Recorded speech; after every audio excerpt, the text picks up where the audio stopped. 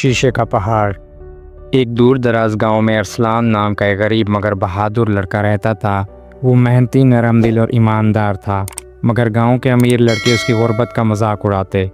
ارسلان کی دادی اکثر اسے بچپن میں ایک پراسرار کہانی سناتی تھیں۔ بیٹا، دور ایک شیشے کا پہاڑ ہے جو صرف ان کے لیے راستہ کھولتا ہے جو دل کے سچے، نیت کے صاف اور دوسروں کی مدد کرنے والے ہوں۔ پہاڑ کے اوپر ایک ایسا خزانہ ہے جو انسان کو نہ صرف امیر بناتا ہے بلکہ عظمت بھی عطا کرتا ہے، مگر وہاں تک پہنچنے کی کوشش میں بہت سے لوگ گر چکے ہیں۔ ارسلان ہر بار ہنستا اور کہتا، دادی یہ صرف کہانی ہے، ایسے شیشے کے پہاڑ کہاں ہوتے ہیں؟ دادی مسکرا کر کہتی، کبھی کبھی کہانیاں ہی حقیقت کا دروازہ ہوتی ہیں۔ پراسرار دعوت۔ ایک دن گاؤں کے چوراہے پر ایک اجنبی سوار آیا جو سنہرے گھوڑے پر سوار تھا۔ اس نے اعلان کیا، جو بھی شیشے کے پہاڑ تک پہنچ کر خزانے کو حاصل کرے گا اس کی ہر خواہش پوری ہوگی، مگر شرط یہ ہے کہ وہ صرف اپنی نیت اور عمل سے آگے بڑھے، نہ کسی چالاکی سے، نہ جھوٹ سے۔ پورے گاؤں میں شور مچ گیا۔ بڑے بڑے امیر لڑکے اور نوجوان تیاری کرنے لگے۔ ارسلان بھی خاموشی سے فیصلہ کر چکا تھا کہ وہ بھی کوشش کرے گا، صرف اپنی سچائی اور ہمت کے ساتھ۔ سفر کی شروعات۔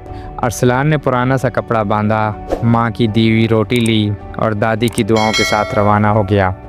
راستے میں اسے کئی لوگ ملے۔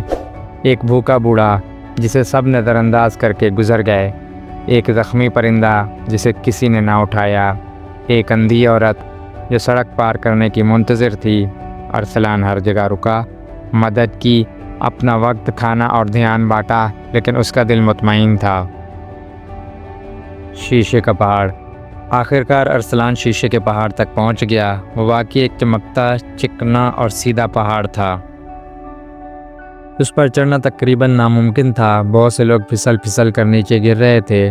کسی نے رسی کا سہارا لیا، کچھ نے دھوکہ دینے والی چالاکیاں، مگر سب ناکام ہو رہے تھے۔ ارسلان نے بغیر کسی چالاکی کے آہستہ آہستہ اوپر چڑھنا شروع کیا۔ ہر قدم پر دل میں صرف ایک دعا، یا اللہ، اگر میرا دل سچا ہے تو میرا ہاتھ تھام لینا۔